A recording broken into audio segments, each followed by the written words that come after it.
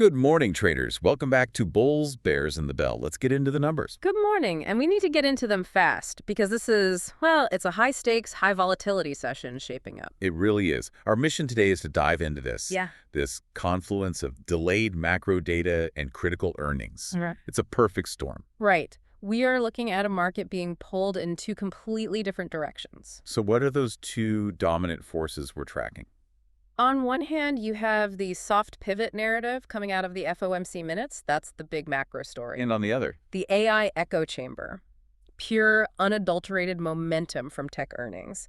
These two forces are about to collide. Okay, so let's start with the big one, the FOMC minutes aftershock. That's where the institutional money seems to be flowing right now. Absolutely. The market has latched onto this perceived dovish tilt, and it's all because of a very nuanced shift in the Fed's language. It's all about one key phrase, isn't it? It is. They express comfort with a transitory overshoot on inflation. That's the magic word. As long as the labor market stays solid. That's the critical caveat, provided the labor market is sound. So wait, let me just process that. For months, inflation was the enemy. Now the Fed says an overshoot is okay, and the market cheers. Well, that's the key insight. The market isn't cheering for inflation itself. It's cheering the Fed's reaction. Oh, okay. By saying they're okay with a temporary spike, they're signaling they won't panic and hike rates at the first sign of trouble. It's the first step to that soft pivot everyone's been waiting for. And that repriced everything overnight. Instantly, you saw the back end of the curve get repriced, which immediately fuels that risk-on appetite for growth, for tech, for the NQ. Which explains the huge institutional buying and this clean gap-and-go rally we saw. Exactly, straight up to all-time high territory. But that brings us to the first major test. The 8:30 a.m. ET data drop, specifically initial jobless claims. And you have to understand the inverse logic here, or you'll get the trade completely wrong. So normally, fewer jobless claims is good news. Strong economy. But not today. Today, a cooler number, say, claims above that 245,000 consensus. That's actually bullish for the market. Because it gives the Fed the cover they need to stay dovish. Bad news is good news. You've got it. It justifies the pivot narrative. But if that number comes in hot, let's say under 235K, That's the bearish trigger. that's the trigger. It forces a complete hawkish reevaluation, and this entire overnight rally could get unwound in a heartbeat. Okay, so let's shift from that macro narrative to the other major force, the corporate fuel, There is really only one story here. NVDA. It's all NVIDIA. Oh. The record earnings were one thing, but it's the ultra-strong forward guidance that has just poured gasoline on the fire. It feels like it's completely overridden any anxiety about the Fed, at least for now. It has. The AI echo chamber is back in full force. The real insight here isn't just the earnings beat. It's that the guidance suggests this AI infrastructure spending cycle isn't just continuing, it's accelerating. And we saw that ripple across global markets immediately, starting in Asia. The Nikkei 225 was a huge outperformer, up 2.7%. Right. And it's important to understand why Japan is leading the charge on this. It's the supply chain. Exactly. The Nikkei is loaded with semiconductor equipment makers, high-end hardware components. They are the direct beneficiaries of that AI spending. So that momentum then extended into the European session. It did. The EU 50 is up about 0.76%. And again, it's the tech and export names leading the way. But it wasn't a clean sweep globally. We have to talk about the critical divergence. Yes, the exception to the rule. That would be the Seng index. What are we seeing there? While everyone else is rallying, the Seng is actually showing signs of breaking down from a pretty critical long-term trend channel. So what does that tell you as a trader? It tells you that institutional money is being very specific.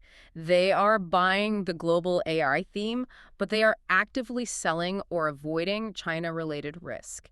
It's a clear separation. The global tide is not lifting that boat. All right, let's get tactical. Let's bring this down to the critical trade levels. Both the ES and the NQ are sitting right near all-time highs. Right. The market has bought the narrative so far. Now we have to define the exact lines in the sand where that belief fails. Let's start with the E-mini S&P 500, the ES. Okay, so the critical resistance, your R1, is that overnight high at 67.85. A break there, and you're looking at the psychological 6,800 level. But the real story is on the support side.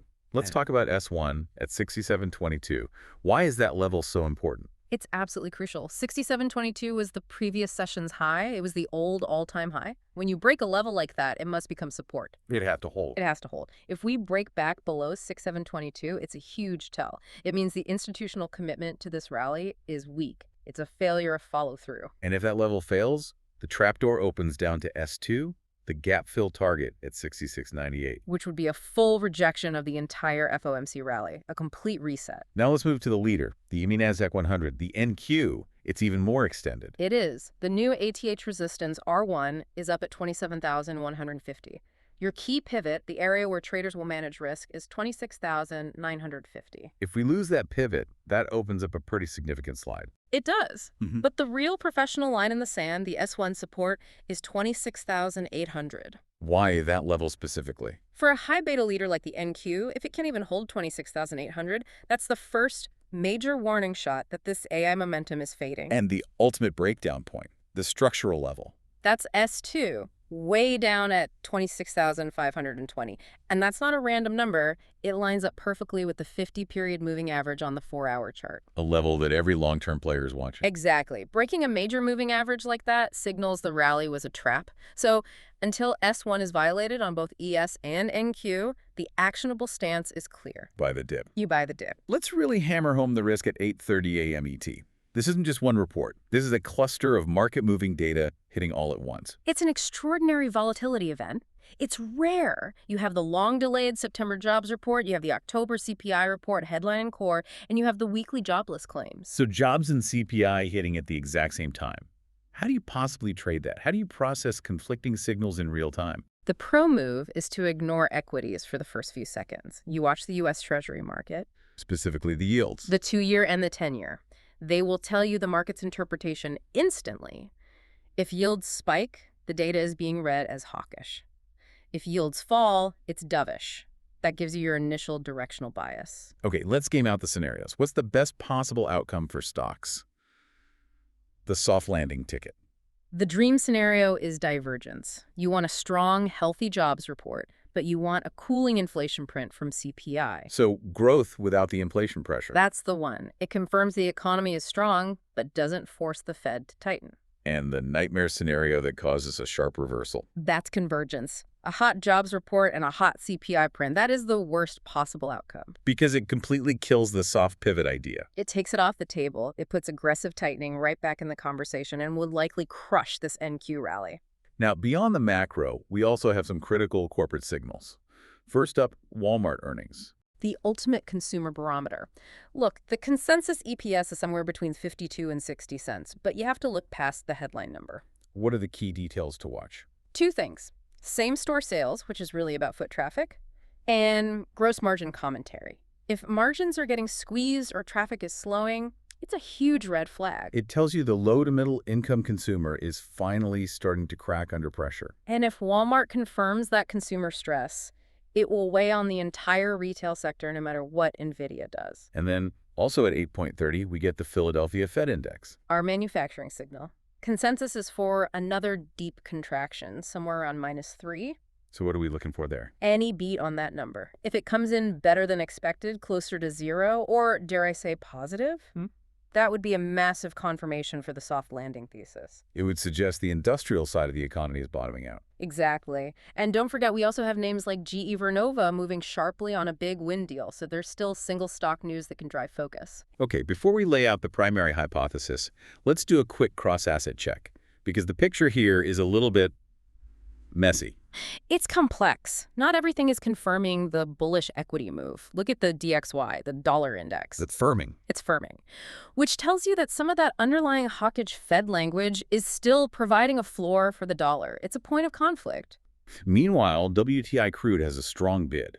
It's up over 1%, pushing $60 a barrel. Which confirms the risk-on move. That's a direct translation into higher demand expectations. So that part fits. But gold is getting pressured, down almost 1%. Predictable. Capital is flowing out of the safe haven and into risk assets. Gold needs to hold that $4,000 level. And crucially, the 10-year yield is stable for now, around 4.13%. That's the one to watch. A break above 4.15% would be a big warning sign. It would signal renewed tightening fears, and that directly clashes with this whole equity rally. So if we synthesize this, the market has a clear pecking order.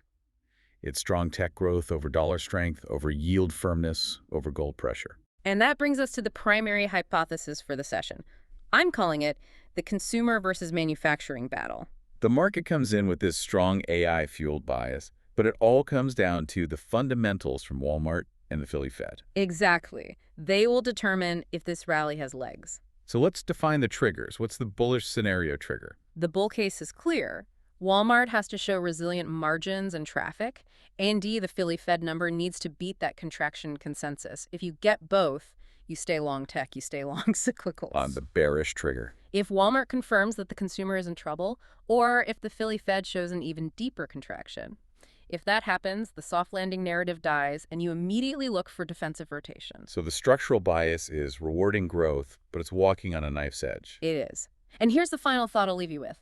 The true test of this NVIDIA rally isn't just if NVIDIA can go higher. It's about breadth. Can it lift the broader non-tech indices, like that EU50 we mentioned, beyond just the core AI names? That's the real test of systemic strength versus just a narrow, speculative rally. If it's just a handful of mega caps doing all the work, that rally is incredibly brittle. Right. Watch the breadth. That's the bell. Thanks for listening to Bulls, Bears, and the Bell. Good luck out there.